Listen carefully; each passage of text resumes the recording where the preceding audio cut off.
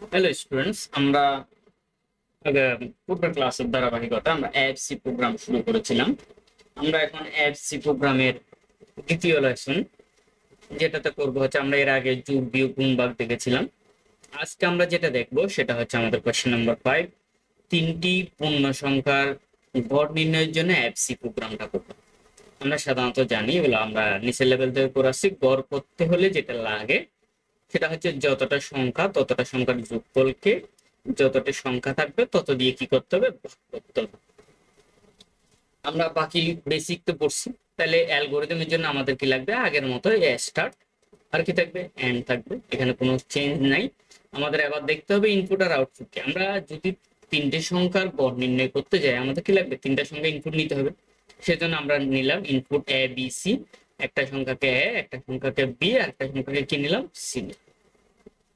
এরপরে এভারেজকে আমরা সংক্ষেপে লিখছি এবিজি। তাহলে এভারেজ বের করার জন্য কি করবো, আমরা প্রথমে তিনটা সংখ্যা যোগ করব, যুগের পরে ফরওয়ার্ড স্ল্যাশ ভাগের জন্য। এরপরে 3 দিয়ে কি করবো, যেহেতু তিনটা সংখ্যার গড় নির্ণয় করবো, তিনটা সংখ্যার যোগফলকে আমরা 3 দিয়ে ভাগ দিই। এরপরে আমাদের আউটপুট হিসেবে কি দেখতে চাই, প্রিন্ট এবিজি। এরপরে সব বাংলায় দেখানো হয়েছে, তোমরা যে কোনো একটা করলে হবে। এরপরে সব ফ্লো চার্টও একই, স্টার্ট আর এন্ড, ডিম্বক আকৃতির। ইনপুটের জন্য সামুদ্রিক, আউটপুটের জন্য কি সামুদ্রিক লাগবে। এরপরে প্রসেসের জন্য আমাদের লাগবে হচ্ছে A B G, A plus B plus C forward slash. সাইডে এগুলা চিত্র কোথায় কি ব্যবহার হয় আমরা এগুলো বেসিক অলরেডি শেষ করে আসছি, সবাই জানি। জাস্ট যেটা লাগবে সূত্রটা জানলে হয়েছে, আর কোনো ঝামেলা নাই। এবার আসি সি প্রোগ্রামিংটা একটু ব্যাখ্যা করি। কিন্তু আমি এখান থেকে নিয়ে আমরা অ্যাপস ওপেন করি। অ্যাপস ওপেন করার জন্য একটা মিনিট, অ্যাপস নিয়ে নিই।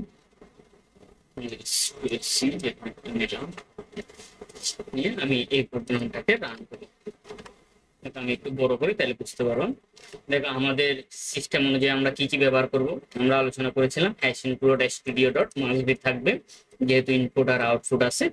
প্রিন্ট এফ স্ক্যান ব্যবহার করলে মাস্ট বি কি ব্যবহার করতে হবে, hash include conio dot studio dot S use করবো।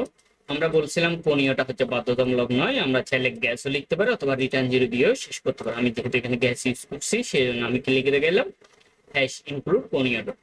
এরপরে এখানে লেখার কথা ছিল তিনটা লিখতে পারবো, হয় ইন্টিজার মেন, নাহলে শুধু মেন, অথবা কি ভয়েড মেন। ইন্টিজারের জায়গায় আমরা চাইলে কি লিখতে পারবো, ভয়েড মেনও লিখতে পারবো। এতটুকু আশা করি সবাই এতদিনে মুখস্থ হয়ে যাওয়ার কথা। আমরা যেহেতু আগে বেসিক গুলো করছি, প্রত্যেকটা ক্লাস আমি এগুলো আলোচনা করছি। এবার আসো আমাদের মেইন জিনিসটাতে আসো। আমাদের ইনপুটের জন্য আমাদের কি কি লাগে, আমাদের তিনটা কাজ করতে হবে। এই তিনটাই হচ্ছে আমাদের ইনপুটের পার্ট। ইনপুটের জন্য প্রথম যে কাজটা করতে হয় সেটা হচ্ছে ডিক্লারেশন করতে হবে। ডিক্লারেশন আমরা জানি, ফ্লোট। আমরা যেহেতু গড় করব, সাধারণত গড় করলে কি ভাগ করলে পূর্ণ ভগ্নাংশ সংখ্যা আসতে পারে, সেজন্য আমরা প্রথম থেকে ফ্লোট নিয়ে নিলাম। আর তিনটা সংখ্যা, একটাকে এ ধরলাম, একটাকে বি, আর একটাকে সি। আর একটা ডিক্লারেশন করলাম, আমাদের এভারেজের জন্য একটা ভেরিয়েবল লাগবে বা আইডেন্টিফায়ার লাগবে, সেটা নিলাম এবিসি। এখন দেখো, এরপরে আমাদের দ্বিতীয় পার্ট ছিল প্রিন্ট এফ। প্রিন্ট এফে বলে দিতে হবে আমাদের কি ইনপুট দিতে হবে। আমাদের ইনপুট রিজাল্ট থেকে নিব শুধু এর ভ্যালু, বির ভ্যালু এবং সি ভ্যালু। সেজন্য আমি লিখলাম enter the value of A, B and C. এরপরে হচ্ছে দ্বিতীয় পার্ট স্ক্যানএফ। স্ক্যানএফ এর ফরম্যাটটা আশা করি সবার মনে আছে। সেটা ছিল আমাদের কয়টা সংখ্যা ইনপুট নিতে হবে, তিনটা সংখ্যা। সেজন্য পার্সেন্ট। আর সংখ্যাগুলো কিরকম, ফ্লোট, ভগ্নাংশ। আমরা জানি ভগ্নাংশ সংখ্যার জন্য আমরা পার্সেন্ট এফ ব্যবহার করি, সেজন্য পার্সেন্ট এফ তিনটা। এরপরে ইনভার্টেড কমা শেষ করি। প্রথম এর মানটা হবে কিসের ভ্যালু হিসেবে, প্রথম পার্সেন্ট এফ এর ভ্যালু হিসেবে মানটা নিবে। দ্বিতীয় এফ ইউজার যে ভ্যালুটা দিবে সেটা বির মান হিসেবে কাউন্ট হবে, এবং তৃতীয় ভ্যালুটা সির মান হিসেবে কাউন্ট হবে। এবং অবশ্যই কি দিয়ে, এন্ড চিহ্ন দিয়ে। মনে রাখবা ইনভার্টেড কমার ভিতরে কোনো কি হয় না, কমা দেওয়া যায় না। এরপর থেকে প্রত্যেকটা জিনিসের জন্য একটা ওরকম, মানে কমা দিয়ে এন্ড এ, কমা দিয়ে এন্ড বি, কমা দিয়ে এন্ড সি। এগুলো একটা কমা যদি ভুল হয় আমাদের প্রোগ্রামটা রান হবে। এরপরে এবিজি। এবিজি আমরা এখানে ফ্লোট কনভার্ট করে দিলাম, কারণ ফ্লোট হচ্ছে নাহলে ওই এ প্লাস বি প্লাস সি, সির মানটা যাতে যোগফলটা পূর্ণ সংখ্যা, এটাকে যাতে ভগ্নাংশ সংখ্যা নিয়ে আনে।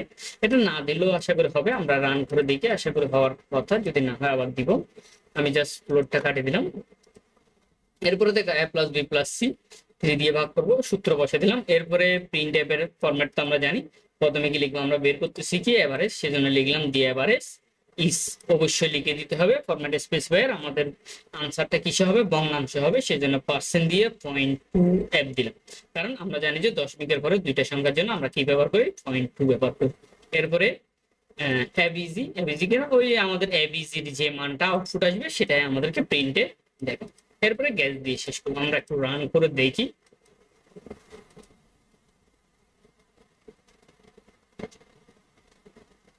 দেখো আউটপুটটা একটু বড় করি, আমি দিলাম 3 4 5 এসএসএ 4 3 4 3 7 7 9 12।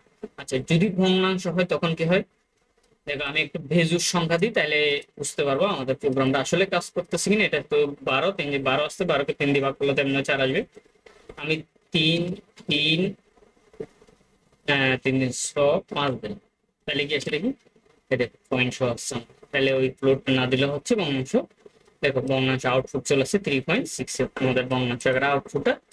তার মানে আমাদের প্রোগ্রামটা পুরোটাই ঠিক আছে। আশা করি তোমরাও বুঝতে পারছো। তাহলে আমরা আজকে যেটা শেষ করলাম সেটা হচ্ছে 3টি সংখ্যার গড় নির্ণয়ের জন্য AFC program, algorithm closure C programming ধারাবাহিকভাবে আমরা কিছু এই সাধারণ গাণিতিক নিয়ম থেকে পরের লেসনে কয়েকটা বুক কোয়েশ্চেন নিয়ে আলোচনা করব। আশা করি সাথে থাকবো। ধন্যবাদ সবাইকে।